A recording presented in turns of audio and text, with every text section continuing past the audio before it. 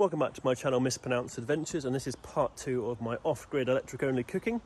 If you've watched part 1, that was all about the induction stove. Part 2 is going to be about using an air fryer, which is my equivalent of an electric oven, and sort of my overall conclusion for using electrics. So we're just going to jump straight into it where part 1 left off. So next up in my cooking with electric, a recent addition to the van is an air fryer. So going for induction, I didn't think having an oven would be possible, and to be honest, when I originally planned the van I only had a hob. I didn't have space for an oven, so an air fryer has been a great sort of electric oven version. Whilst it's called an air fryer, and here's the idea of frying things, actually I use it the same as I use an oven for, and they're pretty efficient. So this one, there's nothing special about this air fryer. This is just a £40 air fryer I brought from Morrison's, which is a British supermarket, mainly because it's 1300 watts, and 1300 watts is the maximum that my inverter can do before its pre-alarm overload alarm goes off. But what makes these different and, in my opinion, more efficient in terms of cooking in a van is when the induction is on. That is a constant draw. For an air fryer, it's the heating element comes on to get up to its required temperature for it, say 180 degrees.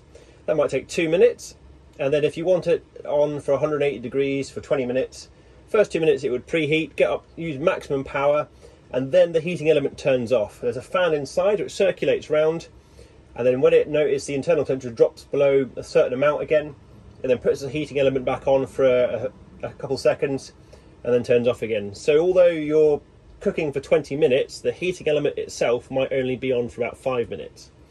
And I find that is a really good way to sort of conserve energy or not use loads of power. And it means I can do things in the oven. I've been able to do garlic bread, I've been able to do chips, I can do little pizzas in it as well. If someone had a bigger inverter, they could go for a far larger version of this. The actual cooking area for this one is quite small. But I've seen some of the larger ones which have like 2000 watt elements or more. You can fit a reasonable sized pizza in it, but I can fit micro pizzas in this one.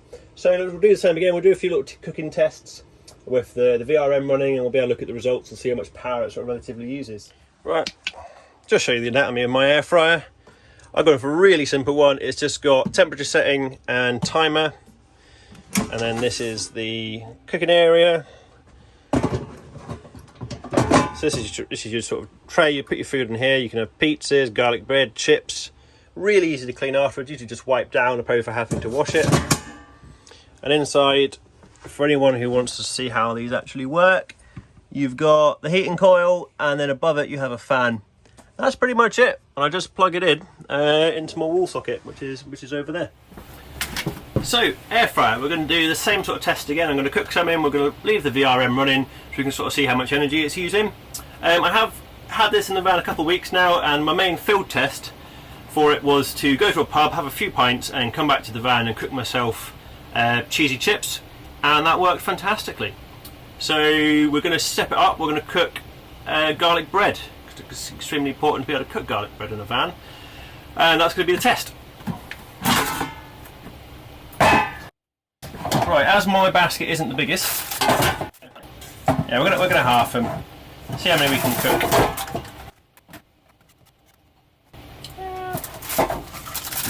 Do one more. Garlic bread already. So, cooking instructions. This says 200 degrees from chilled and 7 minutes. All right. So let's get out the VRM. The screen is recording, so we're going to set it to 200 degrees. I'm going to set it to about 8 minutes. So what happens with this, although this is meant to pull 1300 watts, I actually find on initial startup, as you can see from the readout, it pulls about 1315. And that sets off the pre-warning overload alarm on my inverter, and then that slowly, as the element heats up, I think it increases the resistance, so that then drops down below the warning. Anyone with a larger inverter wouldn't have to worry about this issue. I've never had it shut down the inverter though. The only problem of even when I put things on which are 1500 watts, it sets off the pre-overload alarm. If I run something about 2000 watts, such as like my heat gun, when I'm doing electrics, that would immediately shut down the inverter. As you can see, it's now dropped below 1300 and the alarm has gone off. So what it's going to do is going to do a preheat cycle. It's going to get the internal temperature up to 200 degrees, and then it's going to turn off the hot element and then just keep going on and off occasionally just to maintain it. So opposed to waiting around for 8 minutes, I'm going to go off and get a beer and then come back when this is done.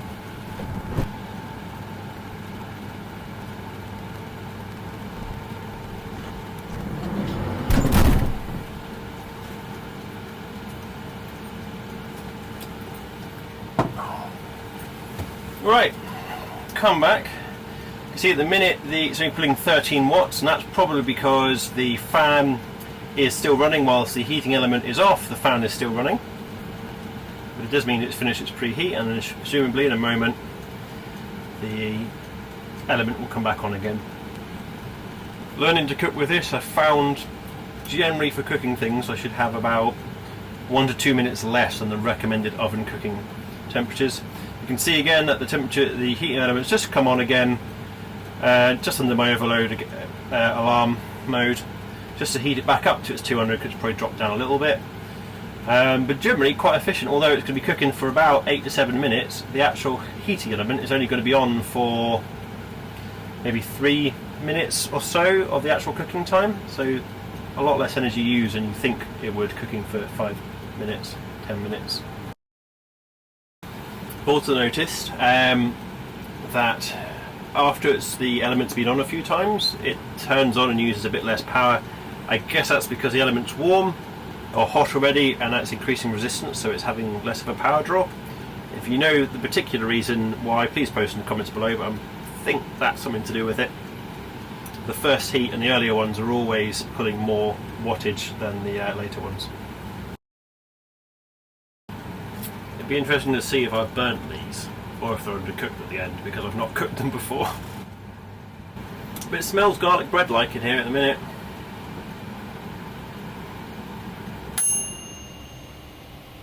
Oh, moment of truth. They look pretty garlic bready. Well, I think I'm pretty happy with those. Maybe I overdid them a bit, but they're crispy. I think it's a test of garlic bread. Definitely crispy. The ones lower down are a bit softer, but even the bottom sides are nice and cooked. Right.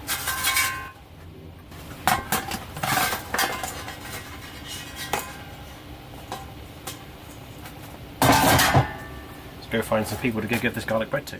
So this is a readout from the Victron VRM. If I look at the graphs, bottom one is the state of charge. That's where we started the day and where we finished. This is just looking at like the 6 hour period I filmed the episode over. And here we can see when the inverter was basically on, or the current drawn. So this first one is cooking the coffee. The second one is when we were doing the toasty on the lower power setting. This one is when I was boiling the water on the maximum power setting. Just to show off how it works. So these are all the induction stove, and you see how it's a constant draw. And then this is the air fryer, where you can see it was the draw, initial preheat, and then the cycles up and down of the hot element turning on just to keep it charged. And you can see, I mean, not bad for cooking a coffee, boiling a litre of water, making some lunch, and then making some garlic bread. State of charge wise, we started at around 97%, and I made it down to about 86% state of charge wise. That's not bad. The solar has been charging as well, but I'm under a tree at the minute, so it's about 150 watts coming in, so not much solar wise. So that's just our energy usage over the course of the filming period for this episode. So that's my air fryer. Whilst I just cook garlic bread, you can do chips, as I've said. You can do lots and lots of things. Anything you can do in an oven, you can do in it. I've done burgers in it, and they've been really good. The instructions even say you can cook or bake cakes in it. And there are more advanced versions which you can program, and larger ones. But for me, I'm pretty happy for 40 quid, and it fits my inverter being quite a small one. Brilliant. And it just lives in one of my cupboards, when I'm not using it, but a really easy option for sort of cooking and an electric alternative if you've not gone gas but still want sort of the luxury of an oven. Right, let's actually figure out some of the statistics and the stats of actual energy used today. So working out the stats and statistics from this, cooking the coffee, I used about 1.3% of my overall state of charge, and that worked out using 5.07 amp hours at 12 volt. The toasty I made, that worked out at 1.5% of my state of charge, so that was again about 5.8 amp hours.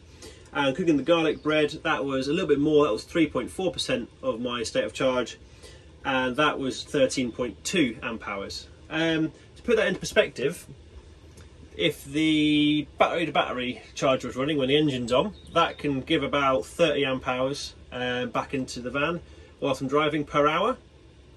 Or with the solar, if the solar is running like full whack at about 500 watts, that's about 35 amp coming in, so about 35 amp hours. Today, when it's a little bit lower, it might be bringing in 10 to 15 amp hours. So for recuperating that energy used for cooking, it doesn't actually involve that much driving with the engine on or that much solar. So even in the winter when the solar is going to be a lot less, it wouldn't take too long to sort of recuperate 1 or 2% of my overall state of charge in the van. Right, I do realise that I cooked some pretty short meals. Most of those took probably about under 10 minutes to cook. So if you're really into your cooking and you're using an induction stove for maybe an hour, that's going to have a reasonably significant dent on your state of charge. Even when I've got a battery bank of about 390 amps, if I cooked with the induction stove on for an hour, that's probably going to use 10% or more of my overall power, so that is quite a lot. For me, who doesn't cook loads or cooks quite short meals, or when I am cooking, I kind of consider how long I would actually be running the different appliances, because I am using the electric, that I might cook some shorter meals in that set for that reason. If anyone is thinking of doing electric for their van, yeah, big inverters are great, but just make sure all the wiring is up to sort of spec for that as well. So in my inverter, I am pulling at times with the air fryer at 120 amp, and that's a lot of ampage. So if I was maybe doing the van again or doing it differently and wanted a really big inverter, I would probably consider going up to 24 volt, maybe even 48 volt, because then it's a lot less, thicker cables aren't as easy because the ampage isn't as high. For mine, I've got quite thick 50mm cables for the DC coming from the batteries, and for the AC stuff I'm running all 2.5mm cable for that through all the appropriate consumer units and MCBs and RCDs, because you are dealing with a lot of power when you're sort of using induction and elements like that.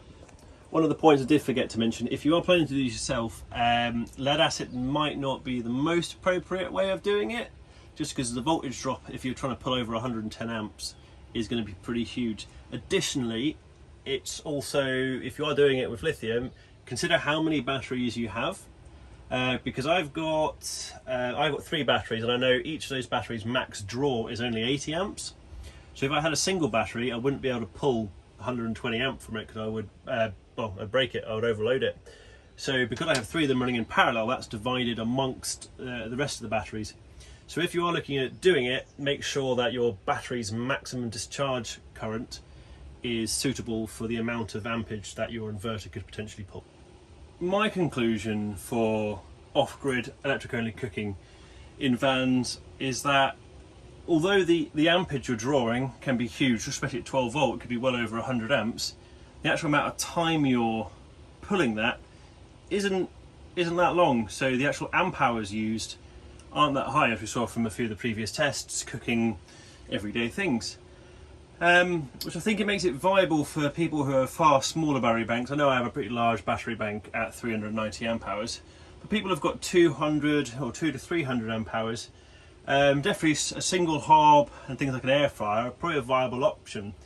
And I think probably more important is the charging options. Like I've got 500 watts on the roof because I've got a medium-sized van, where nowadays I see people with 700-800 watts on their roof because they've got the long wheelbase sprinters, or they've got 2 battery-to-battery chargers in whilst I've got 1. I think having the way to recharge is probably more important in the long term and overall than having a huge battery bank like I do. And to finish it off, I don't have anything wrong with using gas in vans at all. It's a tried and tested method which has been popular for decades. I think with the price of lithium coming down and a lot more people being able to afford lithium battery banks, a lot of people having larger battery banks, larger solar arrays and multiple battery chargers, that actually is a bit more of a feasible issue. Even looking at some of the options available, I've seen like Thetford sell a gas and induction joint stove, and for that you would have the option for 2 different fuel sources, which give you some redundancy. It also brings up some sort of design changes people can do in vans as well, as a lot of the induction stoves can also be just portable ones, as they're not fixed into the units. So you could free up some counter space by having a small induction stove which you put away in a cupboard after you're finished, opposed to having a fixed unit. And the final bit for this video is going to be a quick look at cost, because it was one of the main feedback points from part 1, was actually people saying they were finding when they were building their van now that it was comparable costs to increase our electrical system versus installing a complete LPG system. So let's have a quick think about that. Yeah, gas is always going to be cheaper. If you want to go for just a simple gas stove, camping stove, that's about 15 quid. If you're going to be going for like a bottle exchange system and a hob on your worktop, probably about 200 to 300 pound. I think there's a comparable cost between installing a complete new underslung LPG system with a gas oven hob combo versus increasing or upgrading your current electrical system in your building stage. If you're going to go for LPG, it won't be a no-brainer if you've gone for a Propex heater and a gas water heater. It's an obvious choice to sort of use gas for your cooking options then.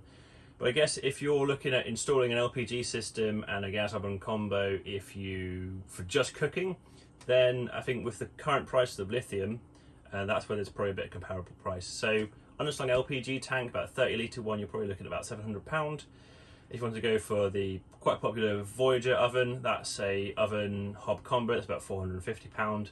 And then it could be £100 to £300 if you want that professionally checked or professionally installed and checked on top of that for your gas system. Whilst for lithium at the minute, from Roma batteries, you could buy a 12 volt 300 amp hour lithium battery for about £1,125.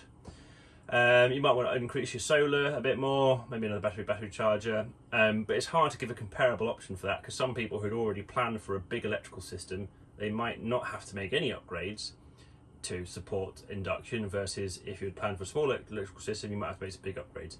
So it's quite a difficult one to work out, but I think with the current price of lithium, where you could buy individual 100 amp hour lithium batteries for about £450 from a UK supplier with a 3 to 5 year warranty, it's a lot more accessible nowadays than it was maybe even 1 or 2 years ago, because the price of lithium has come a lot further down for sort of leisure batteries.